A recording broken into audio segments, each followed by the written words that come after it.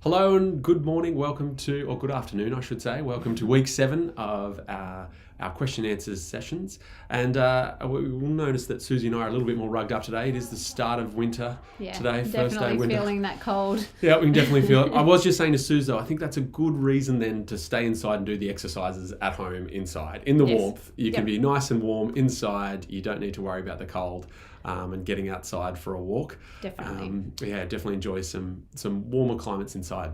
We also had some big news. I'm not sure for those who saw or those who didn't see. We were actually on the news on Friday night, which was great. We had a great story feature with Susie and myself talking about balance and the increased rate in falls after COVID. But the good part about the story was it had a lot of positive messages around what people could do to improve their balance, which we are really happy with. So it's getting that message out there of helping people stay safe through improving their balance. So we're very excited about that. Now, today's topic is an interesting one for us. It's not our usual sort of topic in that mainly we're focused around exercise, but nutrition obviously is a huge part of it. Now, today we won't be talking the ins and outs of diet itself. We do need to clarify there's no false assumptions that neither Susie nor myself are dietitians or nutritionists. We have got training in these areas. However, we want to make sure that we do clarify this isn't our area of expertise as much as the exercise, rehabilitation, balance, all those kind of things are. And as a result, we'll just be giving more general guidelines. Yeah, exactly right. But hopefully some positive things that you can take away that you can look into for yourself. And before you do anything, before you make any major changes to your diet, to speak to someone about that. Speak to a health professional who is qualified in that area to make sure that that is right for you. But hopefully it does get some food for thought. Now, most of the strategies, I didn't even think of that. I didn't even think of that one. That was purely unintentional. Okay, so we do want to just give some more general guidelines to it. We will give some general tips, some things that are easy, safe to take away. But before you do so, as I said, please talk to the appropriate person about it. So, Suze, how would you describe time-restricted eating? Well, I think time-restricted eating really comes down to just narrowing the window in which you're getting food throughout the day. So rather than just eating as you like, then just making sure that you are sticking to, an 8 to 10 hour period. It seems to be the most consistent throughout research, where you're getting all of your food intake for the day. And that does include liquids as well. Yep. No, really. I was thinking I was drunk water during the... Okay. Water. You can have water during that. My apologies. That's the way I have read into it. There are a couple of different approaches to it as well. So I will clarify this, that there are a number of different approaches that people can take with it. But the main focus is that giving yourself a larger fasting window, as Susie said, and it's generally correlating with your sleep. Now, the research around this, the theory behind this, I should say, is that it's easier for the body to rest and heal when it's not bothering about digestion. When it doesn't have to worry about digestion, it can be focusing on other things, because digestion takes up quite a lot of energy from the body, takes up quite a lot of the blood flow into the stomach to do so. And it is a bit of an age-old adage that you don't sleep as well on a full stomach. Whereas when you're not digesting, so you haven't eaten right before going to bed, you get a better night's sleep. And it's interesting looking across cultures. That's a lot of traditional cultural things. The first one that comes to mind is the Okinawans. They do that. They're a very long-living society. They do not eat late into the evening and eat very, very light meals. If just want to put a shout out, if people are having any troubles hearing on Facebook, to let us know. I know we had some issues last week, but if anyone has any troubles, please let us know. So talking about the research, there has been a little bit of research in the human population with humans.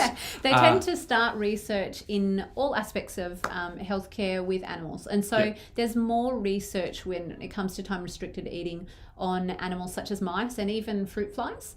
And the research is building, but still not quite at the same level in people. So we do need to obviously acknowledge that the research that is currently out there in terms of people tends to be have smaller numbers of people involved, and the amount of time they're doing the time-restricted eating for is not as long in terms of the weeks that they're doing it.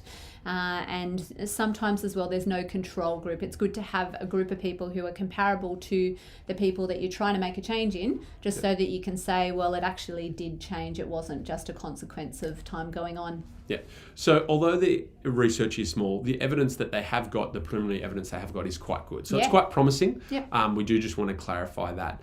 So the first one, the study they used was with mice, and they reduced they used same food, but some ate in a smaller window and some ate more during the day.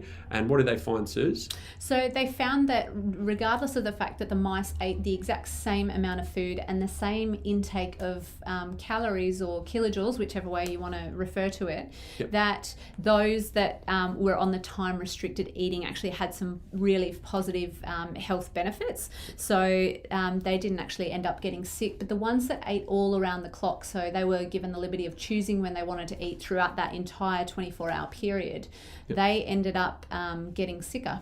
They noticed changes in their organ function that indicated that they were under stress and on the path to the development of chronic health problems. Yep, which is something that's very relevant for all of us in today's society. So we want to reduce that stress in the body. And one of the things they talk about is oxidative stress. It's the breaking down of free radicals in the body. And when we do, and depending on the food we eat as well. Now, we're not going to talk so much about the actual foods themselves because we all know what constitutes a good, healthy diet. I think if Susie and I sat here for half an hour talking about you should eat more vegetables and you should do, we kind of know those things. So we are giving a little bit of a different take today just to get some new information. But the oxidative stress creates, thinking about it from an inflammatory perspective in the body, it creates more stress on the system, on the body, and doesn't allow the body to heal and repair as much. So by eating in a smaller window, it seems to have the effect on the body that allows the body to heal better. And one of the effects is to reduce inflammation. What other things that it can also benefit with, Suze, as well as just reducing oxidative stress? The most obvious being weight. Yes, definitely. So there are positive impacts on weight. But I think the other really big one that's been shown is an improvement in your body's ability to process glucose and the sensitivity of insulin as well. So there have been some really positive effects. And we know that if you're not controlling your blood sugar levels, that's potentially, down the track leading to conditions like diabetes. And it also does create strain for the whole heart and cardiorespiratory system. So probably the sugar control, and then also, especially with the fruit flies, some of the changes that they saw were related to blood pressure and some of the other positive influences on heart stress or cardiac stress. So they're probably the big ones when it comes to time-restricted eating. So as we said, we're going through a bit of the research here because that's more what Susie and I can do. We will give the tips around how to do these, and we'll go through that in just a moment if you haven't already come across them in our ebook. We did have a question last week. We were talking about inflammation. Yes, we did I'm have a glad question. You brought that up. The other week around what an anti-inflammatory diet is. I mentioned it in passing, and I realized I probably should have clarified more, but we didn't really have time then to go into it. But I was discussing with a client around inflammation and some basic strategies to reduce inflammation in her diet. The inflammation coming from diet. Now, one of the things that has been found is that eating a more acidic-based diet, so foods that generate acidity in the body, can lead to inflammation. One of the most common areas that people can do this without realizing it, because they are healthy foods, is vegetables in the nightshade family. So the most common one being a tomato. Tomatoes, which technically is not a vegetable. I know, it grows on a tree. It should be classed as fruit. Anyway, that's another discussion for another day. But tomatoes are one of the first ones. So tomatoes can have an acidic effect on people. It's not on everyone, by the way, folks. I'm not saying everyone stop eating tomatoes. I love tomatoes. And there are some theories around there that some of the detrimental aspects of eating tomatoes can be linked to the seeds I've heard that Ooh. the seeds contain leptins, and that's the plant's natural defense mechanism against invading, objects or pathogens. So right, there you go. So that's a new one. I hadn't heard that one, Suze. That's great. The other things in the nightshade family are capsicums, eggplant. They're the kind of the big three, but you can look up into that about the nightshade family. So what I'd recommended for this lady was, one, because she said she loved tomatoes and she ate quite a lot of tomatoes. I said, well, maybe just for 2 weeks, just try reducing them from the diet, taking the tomatoes out. She didn't eat eggplant, but capsicums she did. So cut those out. I recommended that she go onto a good probiotic, which is to help the natural gut and flora. Yes. And then I recommended a fish oil supplement. So that was it. And drinking more water. That's what she focused on to help her with the regularity as well. So those 3 things, she did that for 2 weeks, and she felt a big improvement in her levels of inflammation and her pain. As she said, as I mentioned, she had some bursitis in her hip, and that greatly helped with it. I was just going to say, I guess this is a bit of a broader statement when it comes to nutrition, but I think there's a great amount of value in listening to your own body. And so, if you do make a change, thinking about how it makes you feel, how are your energy levels? Yes. Does it improve the stability of your mood, or does it make it more irritable? Your sleep, obviously digestive function. But looking at all of those factors and just making sure that you're seeing positive changes to know whether or not it's going to be something that you want to continue to implement. Yeah. And so generally I tell for most people, like, a 2 weeks is a nice little trial. Don't just try it for a few days. Because quite often as you make changes in the body, it can quite often disrupt the systems, and it can feel a bit uncomfortable, a bit different to start with. You might have cravings. Along these lines, the first couple of days aren't always the best indicator, but generally I find after 2 weeks, for most people, they can kind of feel the difference. And that probably ties in with how often your stomach lining changes. It changes fairly regularly as well. So Yep. And the inflammation in the body, for it to clear out, like for the body to settle down its inflammatory markers, for all the waste to be removed. So I think 2 weeks is a good idea. If you're going to make a change, give it 2 weeks. So talking about things that also are affected by time-restricted eating or intermittent fasting, because that's the other aspect to it, is intermittent fasting. So most people will know of intermittent fasting from the 5-2 diet. Dr. Michael Mosley talks quite a lot about this. Obviously, he's written a book on it. The 5-2 diet is reducing your caloric load on 2 days a week. So those 2 days, and you don't want them to be back-to-back, so it might be, say, a Monday and a Thursday, or a Tuesday and a Friday. You eat less on those days. Now, how much you eat is dependent on your level of activity, but it generally is a reduction of around 60 to 70% in your caloric load. Sorry, I do have that written in the book. I should have brushed up my numbers before I started today. But it's significantly reducing your caloric load. It's not just having a little bit less that day. It's quite a decrease in the amount. So it initiates a fasting response. Traditional fasts, cutting out food completely, there is some good evidence around the health benefits of it, reducing precancerous cells. A lot of that's to do with insulin again, because insulin is, it promotes the cell proliferation or turnover of cells, and so cancer, being a rapidly dividing cell, would thrive on having a high insulin environment. So a high sugar environment, I like to think of it that way. If we're going to simplify it, isn't that simple, but that's the best way to think of it. If we can reduce our caloric load, one of the theories I have heard that the body will start to go through and be like, okay, we have to go into kind of, DEFCON 4. We have to make sure everything is fine, everything is working well, because we can't carry any excess cells that aren't doing their job well. So the body actually goes through and does a bit of a cleanse of itself and eliminates precancerous cells. So that's been shown to do with fasting. However, for those of you out there who've never done a fast before, have you done one, Suze? No, I haven't. I have. Not fun. I like my food. Having said that, I do implement a bit of time-restricted eating myself. And that was actually a choice. And I find it's quite interesting, and I found it really interesting at the time. I exercise in the morning, and I actually exercise in a fasted state, and I feel better after that. And then I start eating at lunchtime, compared to if I wake up and I don't exercise and I eat straight away, I actually feel more sluggish, lethargic, and have to eat sooner. Yep. Exactly right. That's just personal though. Exactly. And as Sue said before, it'll each be a personal thing with it. I do like to eat after I exercise. That is my preferred way of doing it. My wife is the same as Susie. She will do her exercise in the morning and then won't eat till later in the morning, and she finds that much more beneficial.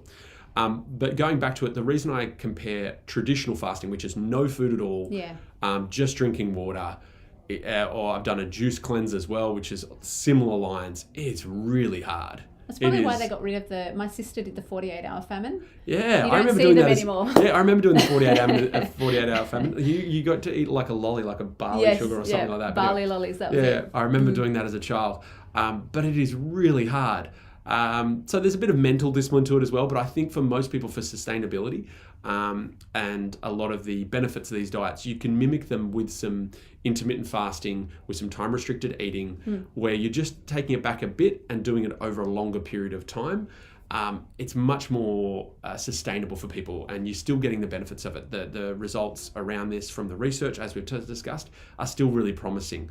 And there is more and more research coming out around this. As I said, this is something that's only a fairly new, I wouldn't say fairly new revelation in terms of health. Fasting has been around in many cultures for many years. Like the first one on top of my head is the Ramadan, when people are not eating during the daylight hours. That's obviously been a part of culture for hundreds of thousands of years. I apologise my ignorance in that. But it's been around for a while, in other words. But the research from a medical perspective has not been around that long. So we're getting more and more insight into it. But it is really fascinating what it can do by just reducing it. So the easiest way for people to start, if they're doing a time-restricted eating, is just start by reducing the length at night, like trying to eat a little bit earlier at night. That would be my first tip for people. Would you agree, Suze? I would, but I'd probably take it back a step further, and I'd try and just have a few days where you figure out what your window for eating is. So where you actually track what time you typically have breakfast, what time you finish eating at the end of the day, so that then you know, because you don't want to, the ideal might be between 8 and 10 hours of an eating window, but you don't straight away want to go to 8 to 10 if you're currently eating, over a 16-hour period. So you might want to just track that first so that you can then make the appropriate changes, because small changes are necessary. You don't want to make a drastic change too soon. I agree 100%. So thank you for that, Suze. So you'll get your measurement. Say you start usually eating at 8 a.m. in the morning and you usually finish dinner at 7:30 at night. So you're eating... And no dessert, no snacks. That means you've been eating over an 11 and a half... an 11 and a half hour window. I'm not going to talk about wine just yet. But that's or let's say 8 to 8. Let's say 8 to 8 to make it simple. Nice and easy. That's a 12-hour window of eating with a 12-hour window of fasting. So we want to bring down the window of eating and have the window of fasting increase. So we might start by, as we were discussing, start by taking away at night. That seems to be the better way of doing it, trying to eat a little bit earlier at night. And as I said, it makes it easier for you when you're sleeping, so you're not trying to digest food when you sleep. Then as that starts to come down, because there is a level of practicality, we can't eat dinner too early in the evening. So when you kind of find that you're getting down to your window where you're kind of like, no, 6:30 is the latest I can eat, or 6 o'clock is the latest I can eat. I have young children, so we tend to have had our dinner by 6 o'clock. If I am organised. Last night we did not do so well. Didn't make my wife very happy. So once you've got it down to a certain number where, okay, that's your number. That's when you eat dinner. You eat between 6 and 6:30 or 6:37. Then try and reduce it bring it back from the morning end. So start to eat a little bit later in the morning. And as Suze was talking about, make small changes. Don't go from eating 8 to 8 to all of a sudden doing a 12 till 6. Like it'll throw your body out too much out of kilter. So I like to move it in half an hour increments each week. Yep. And I guess we didn't touch on it earlier, but one of the biggest reasons that they feel time-restricted eating tends to work is because of its effect on the circadian rhythm. So having consistency with those times and those windows is obviously going to have a positive effect. We all know, well, hopefully, the circadian rhythm is talking about the body clock. So your body has a natural clock and it cycles through over a 24-hour period. So just tying it into that. So, and it has, Susie mentioned earlier when we were discussing this before, that it actually has an effect as powerful as light does. So light obviously affects your circadian rhythm. So if you're outside and you're in sunshine, that obviously stimulates the body to say, okay, it's daytime, we should be awake, we should be out and moving. But also eating has a very similar effect. And I always remember this when I have to do a long drive. My dad's always like, take some apples with you so I can munch on an apple while I'm driving, because that has an effect. I'm not a great long distance driver and I do find I get tired. So by eating, it wakes me up. So yeah, it is really important, as we're talking about, to improve the quality of sleep. We want to eat as early as we can and have that positive effect on the circadian rhythm. This also applies, and it's a little bit, I know it's not really as relevant right now, but when we get back to travel, when we get back to being able to fly on planes overseas and have jet lag, which I don't think I've ever been excited to have jet lag, but I think I would be. You're timing your eating cycles. That's one of the chapters in the sections in the book that I wrote, Fit for Travel, was around trying to time your meals to when you're going to land to try and get your circadian rhythm kicking over with it. I know it's a little bit of a deviation, but fingers crossed, sometime soon we'll be able to get back to travel. We'll be able to factor these things in with your eating. And one of the other tips in terms of trying to make it easier to do, I think, and it's quite interesting in the research, you don't have to be doing this every single day of the week for it to be beneficial. In fact, a lot of the studies actually only used 4 to 5 days of a time-restricted eating protocol. So having a couple of days off, whether that be the weekend, which for most people tends to be the easiest time to take a break, or just, not feeling locked into doing it day in, day out. Yes, agree. So I think that's a great point to make, because with all this, all these nutritional changes, whenever you're trying to make a nutritional change, it is hard to be perfect. Don't expect perfection. I actually think if you set yourself up for perfection, you're just going to set yourself up to fail. Yeah. Whereas if you say, look, I'm going to do my best with it, I'm going to go for 80 to 90% of it. I generally recommend around 80%. For the high achievers, go for 90%. But for most people, if you're doing something 80% of the time, it's still going to have a really positive, beneficial effect on your body. And you're going to reap the benefits without having the mental stress of feeling like as Susie said, you're kind of like trapped or you're locked in, which can be demotivating for people. It can take away your motivation to do it. Whereas if it's easier, if it's more comfortable, you're much more likely to sustain it. That is actually another chapter where we're going to talk about that's sustainability. We're going to talk about that later on in the piece. And that really applies for all health changes. Yes. It really should be that it is easy for you to do and it's stress-free and you feel good for it. And so over the long term, you're going to keep it up. Great. Good. So let's look at any other strategies that people could do in terms of actual foods. That's not something we actually had spoken much about before, but one of the things that with this, obviously the foods you eat still have an impact.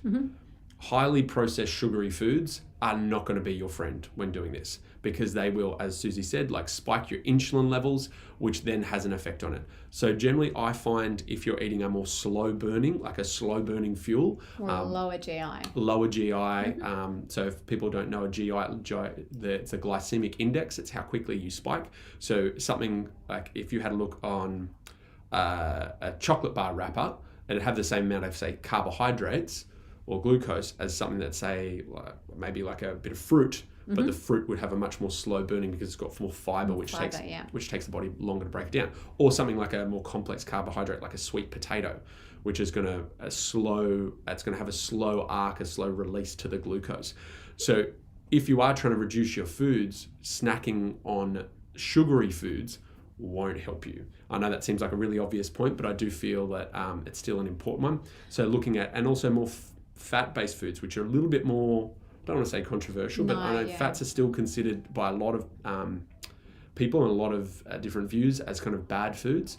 But my favorite are nuts. If I want sustainability through the day, and this is what I did yesterday because I had to work through my lunch break. So I just got a handful of nuts, and that lasted me through the afternoon because the nuts have a high percentage of fat and protein, which are more slow burning, which get you through your day. I heard, I think it's really interesting because I think when it comes to food, sometimes if you choose those sugary and processed type foods, that you end up eating more because your body's not satisfied. So there was a good experiment that I heard. It was not controlled and it was just more in a social setting where people who were giving a health talk got 2 people up and they got one person a tray of apples and said you can eat as many as you want. Yes. And then the other was given a bag of chips. Yep. And told to eat as much as they wanted. And the person who ate the apples ate 1.5 I think, thereabouts, and said, okay, I'm satisfied, I feel full, don't need any more.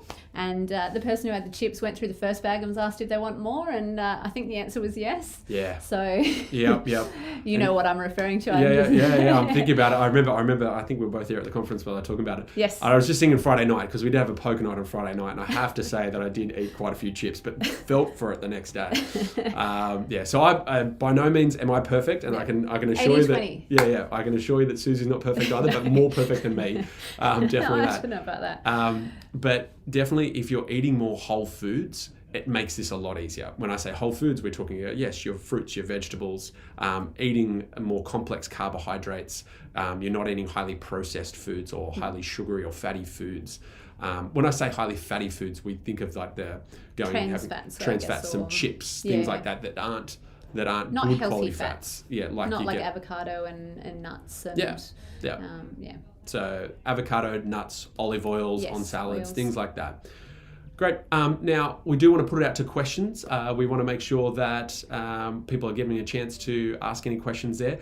Any other things that we haven't discussed yet, Suze, any other things that you can think of while people are tapping away some questions? I think the only other thing that I found really interesting, so I was expecting to see the research showing, the benefits in terms of blood sugar and the effects on the heart. But one of the other aspects that they actually showed was that people aged favorably when they were using time-restricted eating, which I thought was really good as a strategy. Yep. So as Suze was talking earlier about cell replication, one of the theories around aging is how fast your cells replicate. The faster your cells replicate, the faster you will age. Yes. And we won't go into the science of that now, not in the few minutes that we have left, but things that slow your cell replication, and that means reducing your blood sugar levels, that's one of the best ways to do it, will help slow the aging process. Now, there is, as I said, research around this when they look at the longest living cultures in the world. Yeah, the blue zone. The blue zones, they tend to eat less. They do tend to eat less. They eat very plain diet. They don't overeat, and a lot of them, they're actually lower socioeconomic areas. They don't have a lot of food to eat, so it's not just because they're choosing to do it healthy. They just don't have a lot of food. So if they ate a lot, then they'd put themselves into trouble. So they eat less with it. So any questions, please pop them in the box below. But also, we'd love to hear what people's favourite recipes are. Healthy snacks. Yeah. We'd love that. Just a bit of fun, and there's no competition to this. We'd just love you to share. If you have a favourite meal, a favourite snack, a healthy snack. One of my go-tos, if I'm having a snack, and we're talking about it like something to sustain, I have already mentioned nuts, but one that I picked up a while back, and I know Suze does as well, is apples with almond butter. Yeah. That's a great one.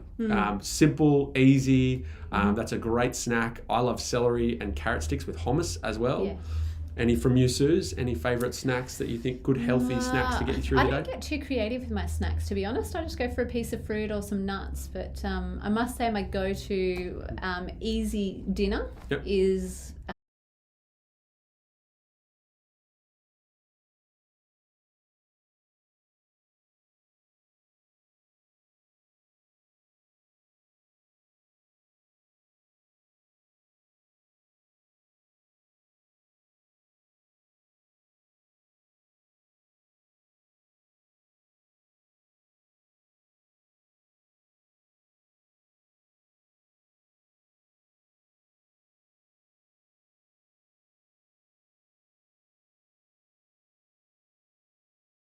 Size class a week, or maybe they're recycling some of the ones that we've done in the past. But with the online program, you get access to a lot more videos from us, a lot more different focuses as well, and when we can personalize that. Now, Suze is going to talk a bit more about that next week because we're about to wrap up today, but I thought I'd just give you a bit of a teaser of that now.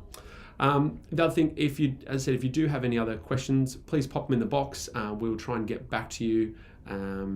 If you're watching this later, or you haven't had a chance, or you think of something later, please pop us a question